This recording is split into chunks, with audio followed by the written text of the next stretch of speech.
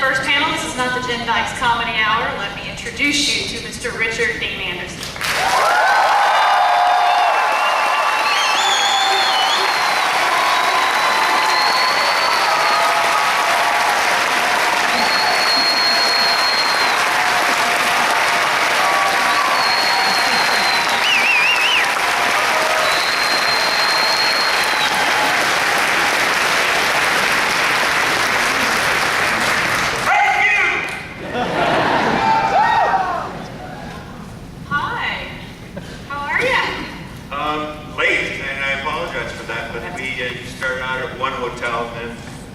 Made it to this one. Look out, Miss Lush. Sorry. Hi. Jonathan here earlier. Hi, everybody. I do apologize for being late, but I think they forgive you. There must be one person that doesn't. See right over there. But we got the air conditioning working, so in this room anyway. So, what are your first impressions of DragonCon? We love that you're finally here. Woo!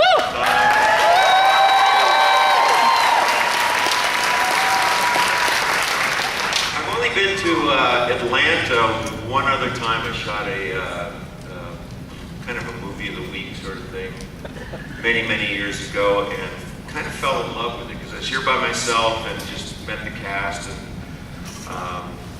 But stepped out and did a lot of walking in, what's the area? Buckhead? Yeah. Beautiful out there, stayed out there. And, but kind of fell in love with, went to a hockey game, I think, here. Minor league. Because y'all lost Atlanta to Calgary, Calgary to Minnesota, Minnesota to Dallas, and it'll be back here soon. Well, we're going to do this a little differently than we normally do. I know that you got an announcement to start with. If you have a question for Mr. Anderson, we have runners in the audience who have little slips of paper. If you'll write your question down, we're going to have them so we just don't ask the same question 6 or 8 times. But I'm going to start with one from one of our senior directors. What do you have in your pockets? And can you build a nuclear reactor?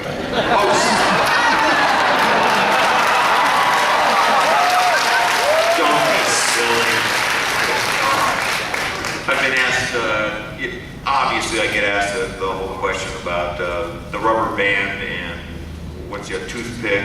Paperclip, that's it. Strong. And a stick of gum, can you make a computer out of that thing? There's reality and then there's reality. But, no, but in referencing that question asks a bunch of other questions, but that was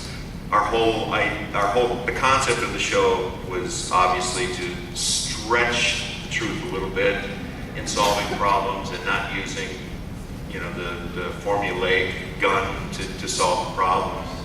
So in the mid-'80s when we started, it was exactly what television needed. It was ironic because I think about the same year, the A-Team started, which was kind of the other end of the spectrum. There wasn't anything they didn't shoot, so we found our niche, and it was successful. What'd you ask? Oh, in my pocket. In your pockets, yeah. Oh, you're going to tell us. I actually emptied them out before I came on stage, but I'll look anyway. Room key. Always necessary. This is why we're filtering questions. 3. It's number 3.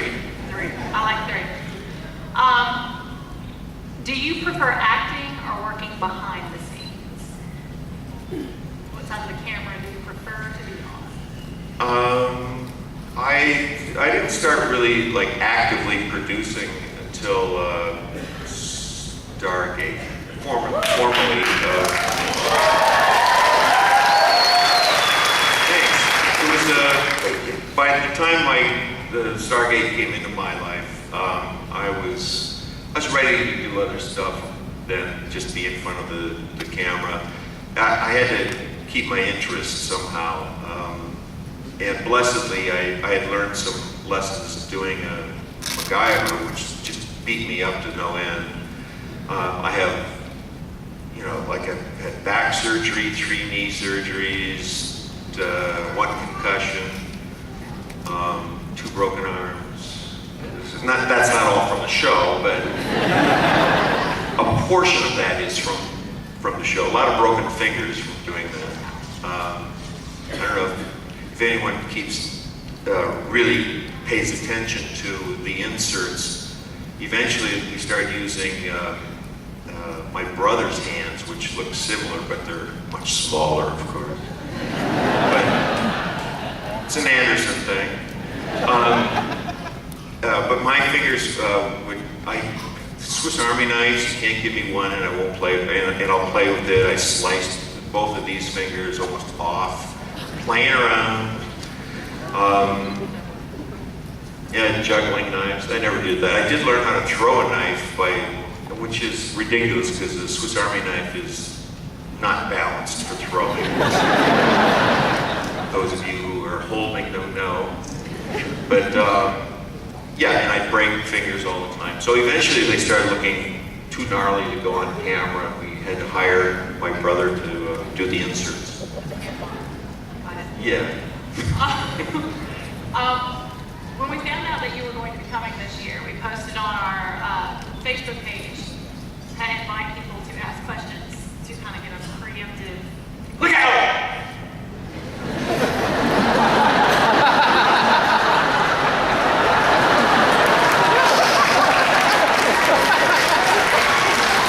Preemptive list going. And one of the questions we narrowed it down to comes from Callie Kelly. I don't know if she's down there. Callie? She owes me money. And she asks, of your 2 most memorable characters, who is closer to you in personality? Jack O'Neill or MacGyver?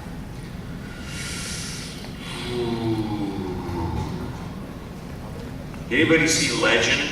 Yes.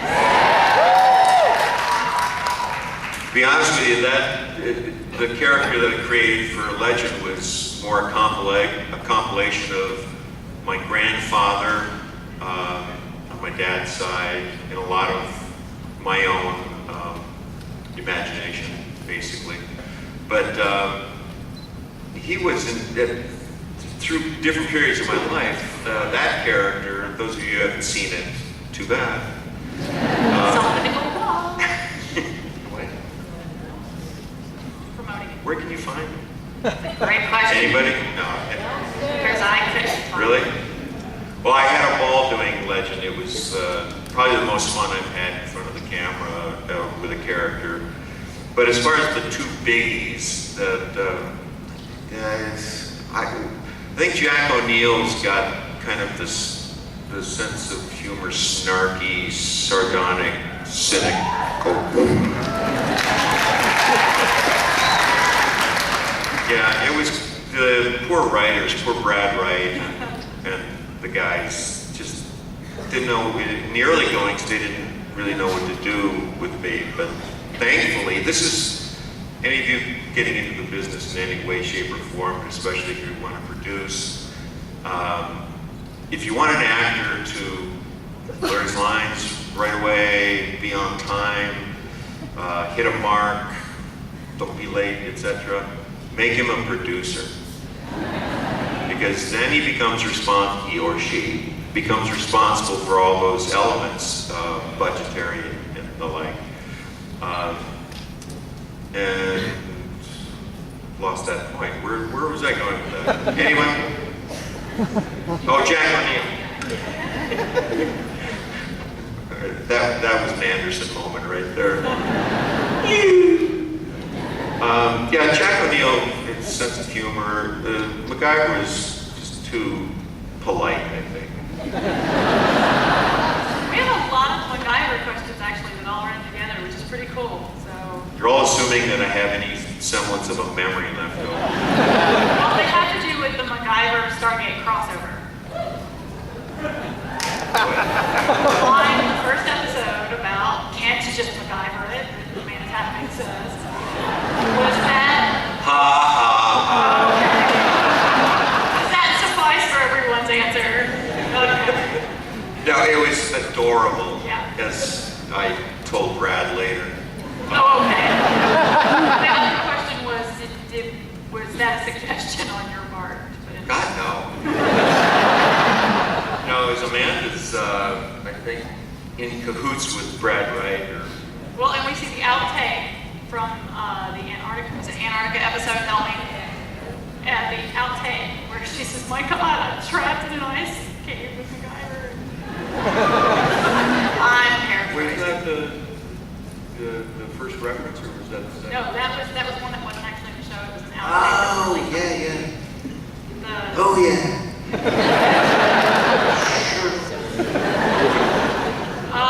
To what do you contribute the great success of the Stargate franchise?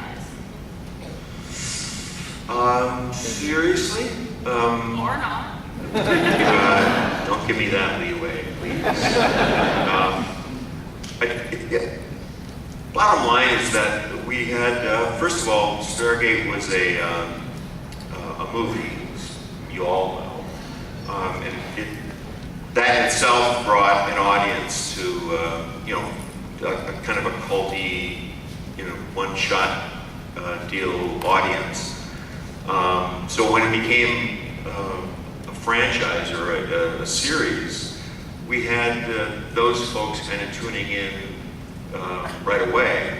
The other half of it was, I was told by John Symes, who is, God bless him, hired me for Stargate, but he said that the other half is going to come to see MacGyver, what he's doing next. So we had two factions, a combination of audiences that got us off on the right foot. And I think ultimately the cast, camaraderie, and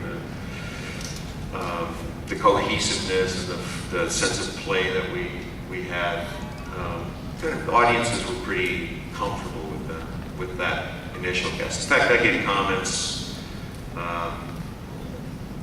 about that, about how it just hasn't been the same since, because they had Atlantis, and then what was the last one? Universe, right?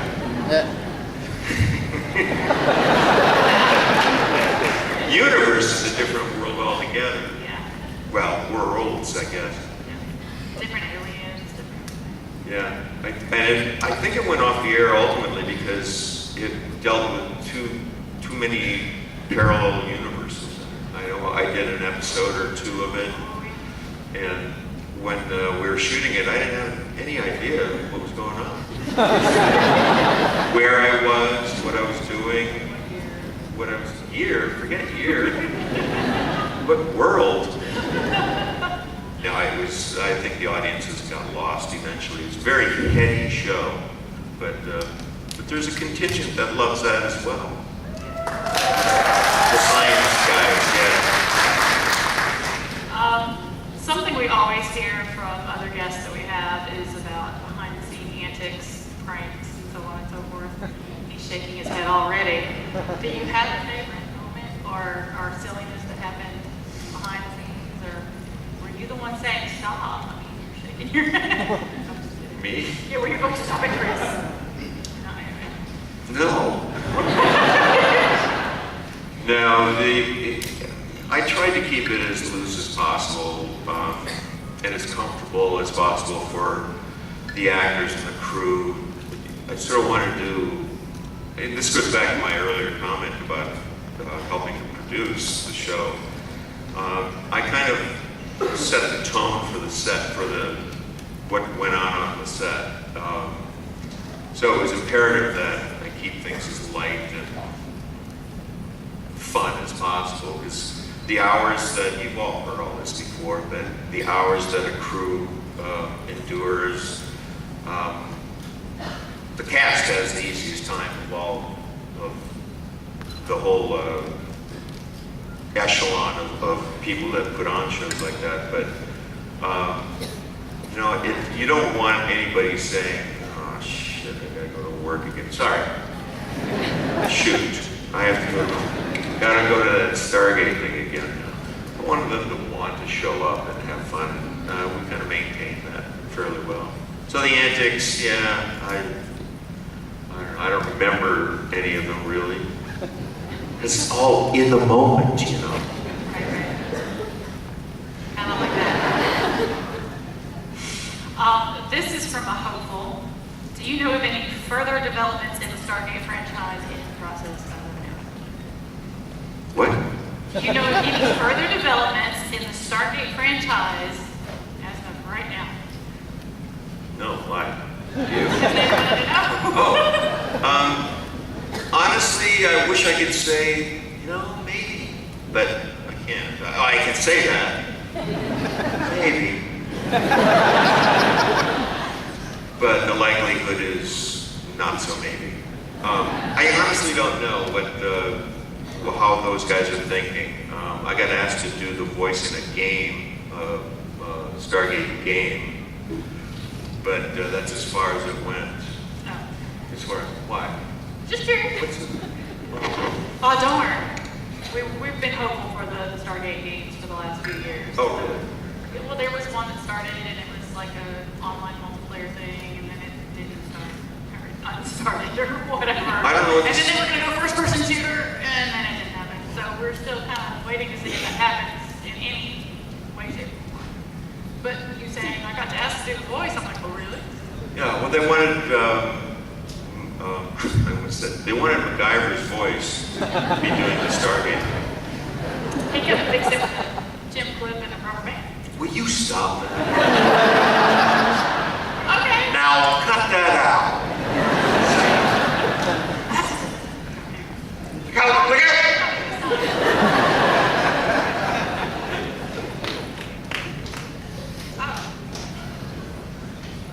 So, what do you guys want to talk about? Next on the crazy thing, I read. Oh, are you filtering these?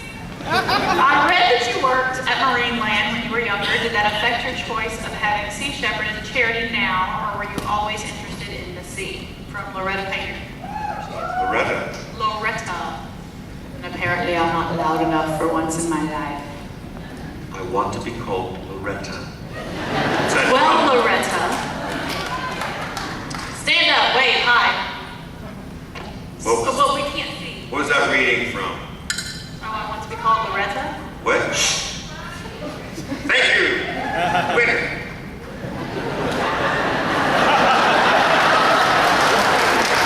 What's that from? Why am I up here? I'm just gonna do this time. To save me from myself. So, DragonCon does a lot with charities, so we're all interested in you and your charities and charity work. So tell us about that.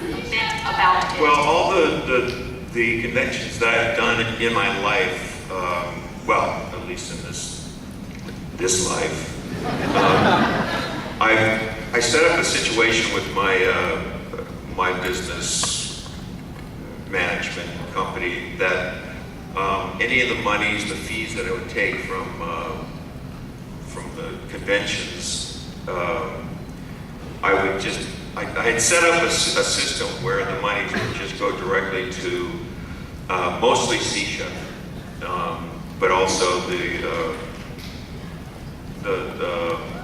River Keeper, Right. and the other one that has been the other big one that is kind of dear to my heart is the Art of the Brain. It's a very close dear friend of mine and has brain cancer, and she's been running this event for so many years. And so anyway, that's as far as being involved with Sea Shepherd. Having worked at Marineland, there was no correlation at all, except that I am drawn to things of water. For some, I'm being from Minnesota, where all the lakes are made. It's one of our exports, and along with the mosquitoes that go with them. So I met Paul Watson in Alaska many years ago, and just hearing him speak about with the kind of passion that he has about all things oceanic, but especially the whales, which is that's his main thrust, his main love is for saving the whales and the campaigns that they've been going on over a decade or almost 2 decades now. Just got my attention.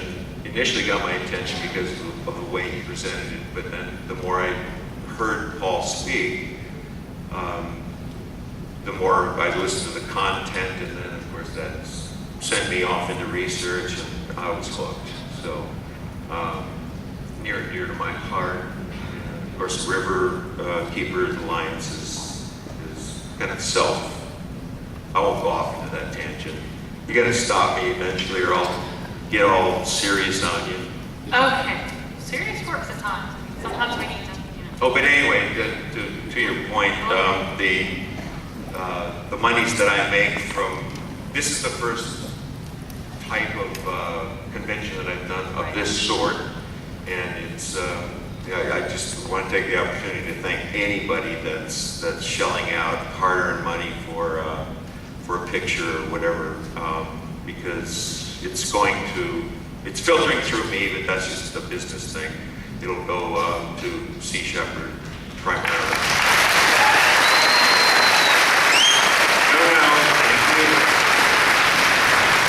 Let me tell you, the night that they put those photo ops online, it blew up. We were watching, and suddenly it was like X number left, and then there were 10 fewer, and then 20 fewer than that, and they were gone. What are those? The photo opportunities, you're taking photos with the fans and Really? the signatures. I don't understand it, we were doing it before.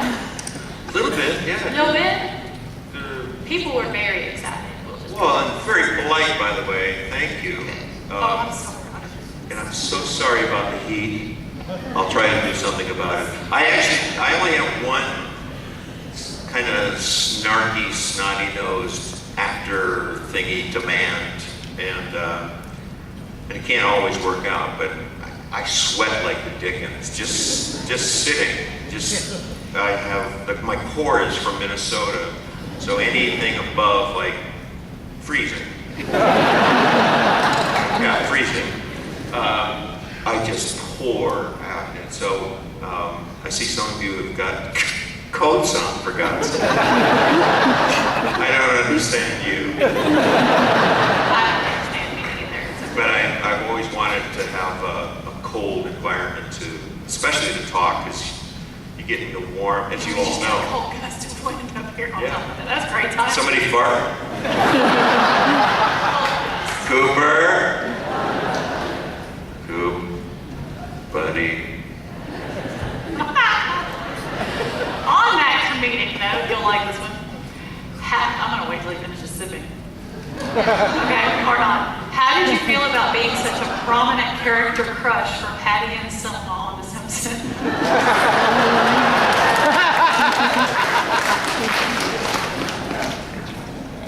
It was a dream come true. It actually, you all probably know the story of how I ended up doing an episode of it, of Simpsons. Tell us! Where am I? Sci-fi fan. Oh wait, never mind. No, I was blessed to be able to do an episode of the Simpsons, and it came about, you know, Dan Castellaneta is the voice of Homer, etc. Well, we hired him to come up and do an episode of Stargate, That's right. and he played a cute little character, and he had a ball. But every day I'd sit with him at lunch, and about the third day, he just kind of very, very, not shy, yeah, I'd say shy, but reserved. But he finally got up enough nerve, he said, to ask me if I'd be interested in doing an episode of The Simpsons. And after I picked myself up off the ground, they said, no, screw you, dude. No, I mean, seriously, it was one of those moments where, you know, something really good happens to you and you're kind of surprised by it, and you kind of get that shock of adrenaline in your stomach, and your face goes flush, and you release gas. I had one of those moments right there, and it was like Yeah.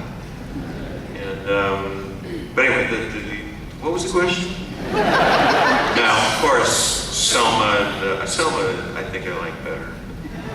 She's a little rougher. Well, you inadvertently answered another question that I had actually shuffled in the back of the pack, which was, who's the Simpsons fan, you or Jack O'Neill?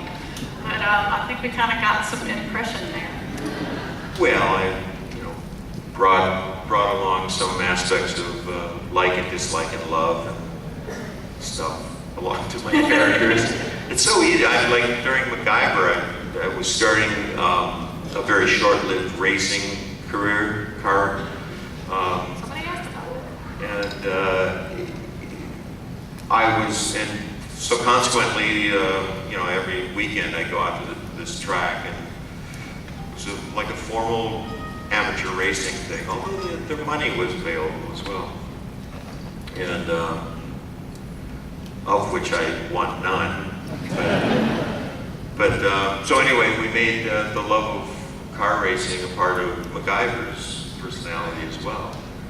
And it's just, along the way, producers and writers have found certain things that I do in real life,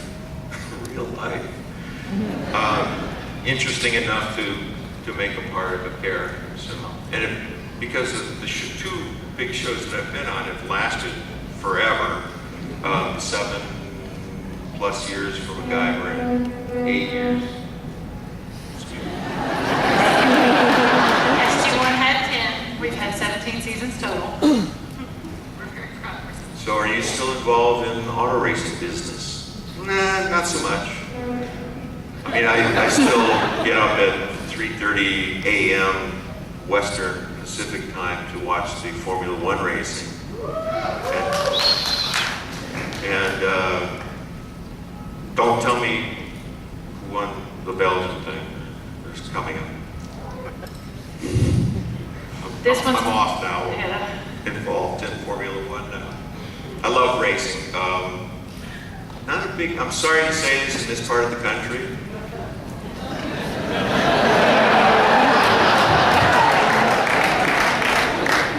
But USAC is NASCAR's. I follow it a little bit, but I'm not so attracted to the circle stuff. I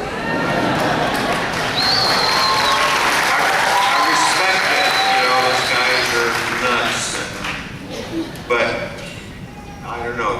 I don't think they're tapping into the driver's totality. What it takes to be a driver. You can turn right as well. I don't know about your cars, but mine go that way. So. We have a just for fun, and they even wrote just for fun. I'll wait, go for it. I just don't want you to have a spit take here. Just for fun, do you miss the mullet? Why are you people making me ask these questions?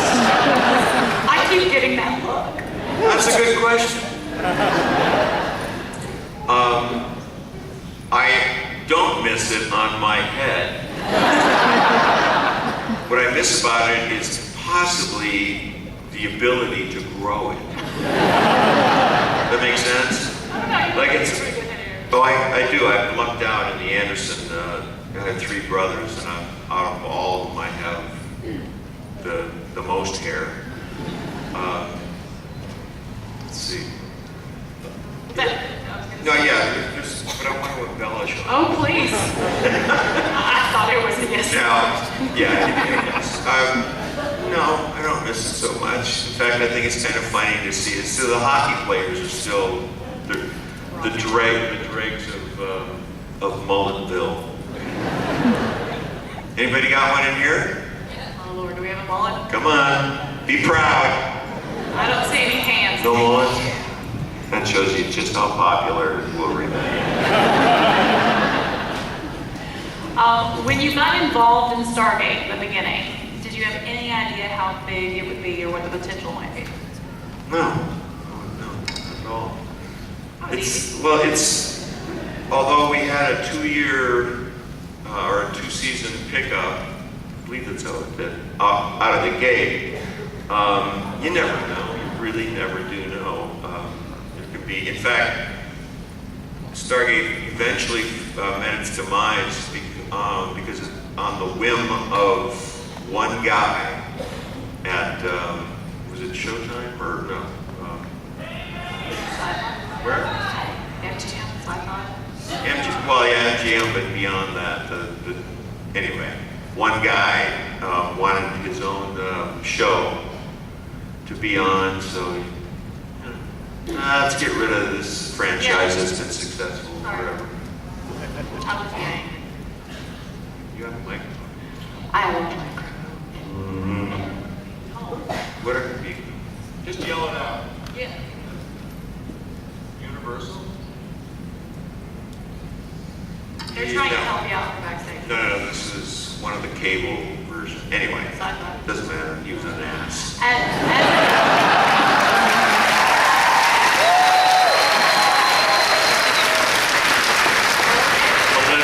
Political.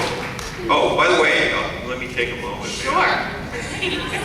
Like I haven't been.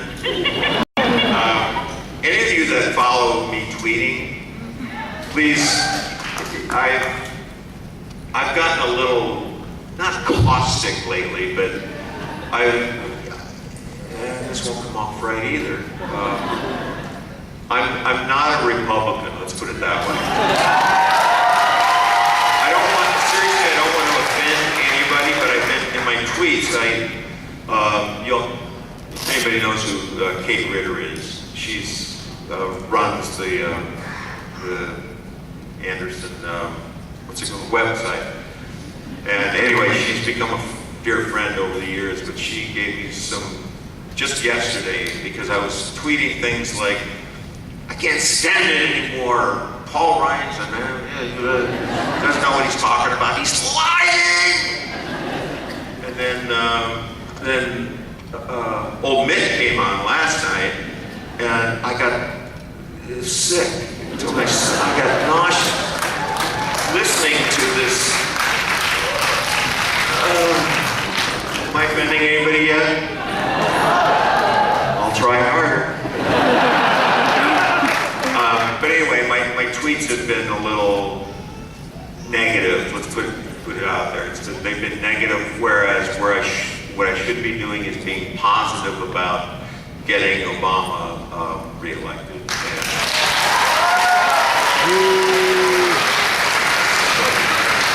That's my soapbox thing, though. But vote anyway, no matter who it's for. Just vote for Obama. Thank you.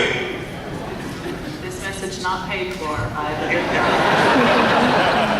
As an actor, do you ever really miss the process of immersing yourself in a long-time character? What's that? 7, 8 years. Oh, you mean, yeah. One character over a long period of time. Right? I do actually, and only recently has it started to affect me a little bit. I left Stargate 2 years before it was canned by that guy. Because delicately, I'm a single dad, let's put it that way. And I wanted to help my daughter grow up in the early parts of her life. She was like 1.5, 2 years old when the mom went to LA and there was all that drama going on. What was the question? I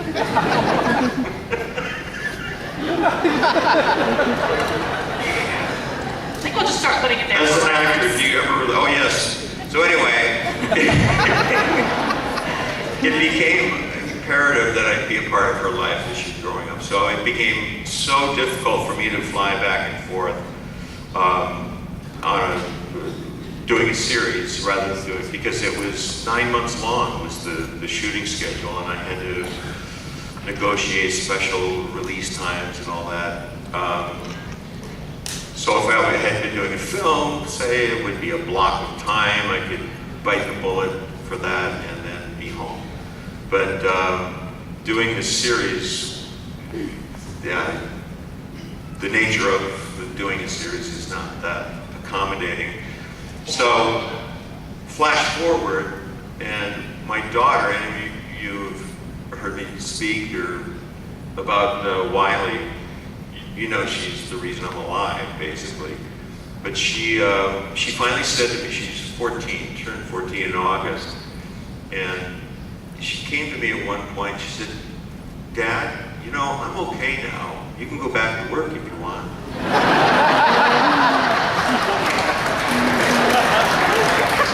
What a kid. Come on. I mean, how perceptive could that... Here, I just pour my heart out in front of you all. But it was one of those moments where I realized, my kid gets it. She's like on my side. You did all right. Yeah. Well, just anyway, so I'll be looking for work soon. As far as the venue, I love the process of making a series. It's like a perpetual. I think doing films, unless you're one of those top echelon guys that can pick and choose and set a 5 or 10 year schedule of films to do, it's kind of few and far between.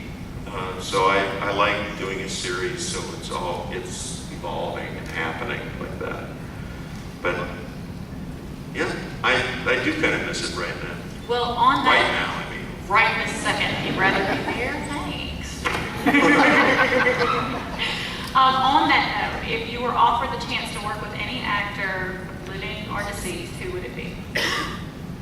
Of course, we would have to, stipulate that they wouldn't be deceased while you were working.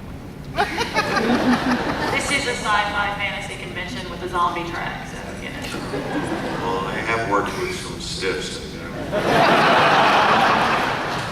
That's not true. They were at least breathing. Well, probably Jonathan Frakes. I'm kidding. He's one of my best friends. I have 2 best friends, and he's one of them. Let's put it that way. It's a guy named Will Calhoun. He's a writer. He used to be one of the executive producers for Friends, which launched him into, you'll see his name at the beginning of a lot of crawls. Anyway, situation comedies.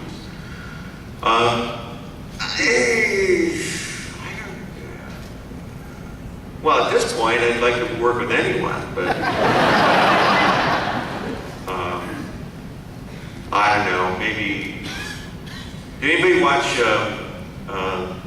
the speeches last night? So nobody saw Clint Eastwood. Somebody did. Well, I don't want to work with him now.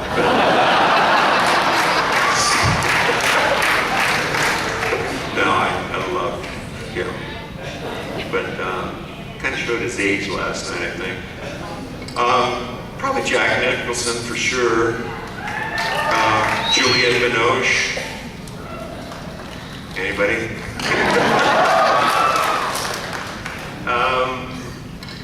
William Shatner. Really? I'm kidding. High level what's it Bob? Bill. We'll call him old Bob, sure.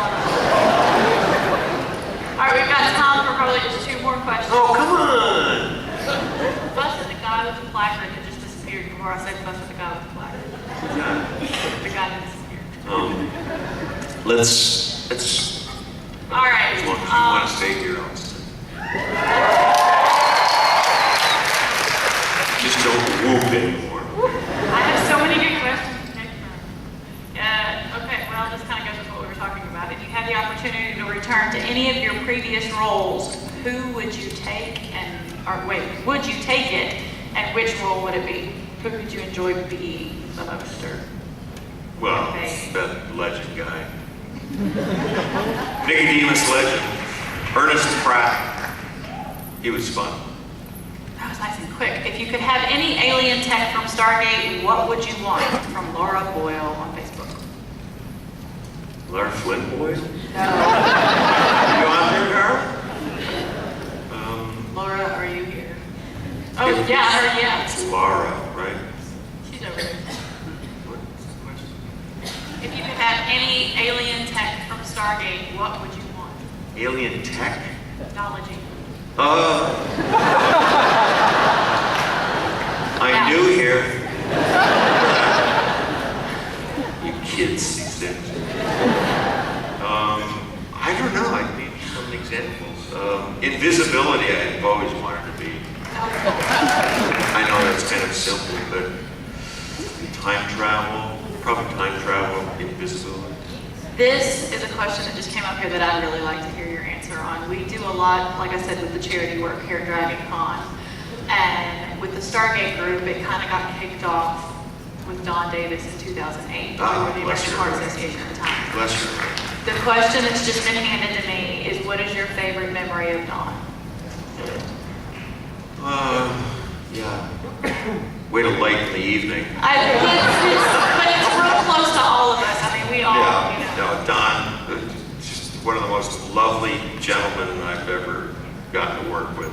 He was probably the most effusively complimentary human being I've ever met. I always liked going, if I was like feeling insecure or anything, anything negative, I'd just go in the general vicinity of Don, and he just, this litany of compliments and like, oh man, remember, and well, you're so great, you do so much, and oh God, you're beautiful. And, oh, and the acting thing you did the other day was so great. Keep going, Don. He was just, and nothing not genuine about it. He was just really a straightforward, good old boy. And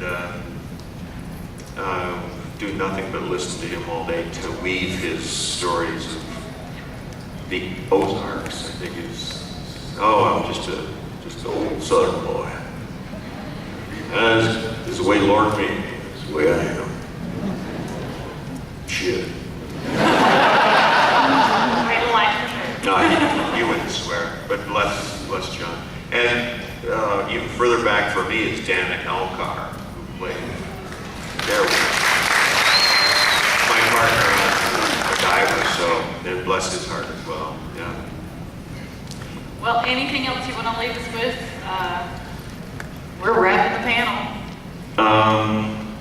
Yeah. Where are you going? We're not done. Here, Pop. Come on, boy. I want you all to just, well, first of all, that whole voting thing, I don't want to be a pain in the butt, but this is probably the largest room of human beings I'll be able to talk to before voting time. But, you know, it's corny and to say so, and it's like everybody's, but you just got to do it for all the reasons that other people bore you with, and I won't right now, but do it. And if we were in a different format, I'd spew why I think one guy's would work better over the other. But and the only other what I'll leave you with is for all you to just take a good look at my T-shirt here. Zoom on that right now. No, it's that I've lost weight. No. I actually have not, but I promise I will. Well, we've had fun today, or I've had fun today. And we're gonna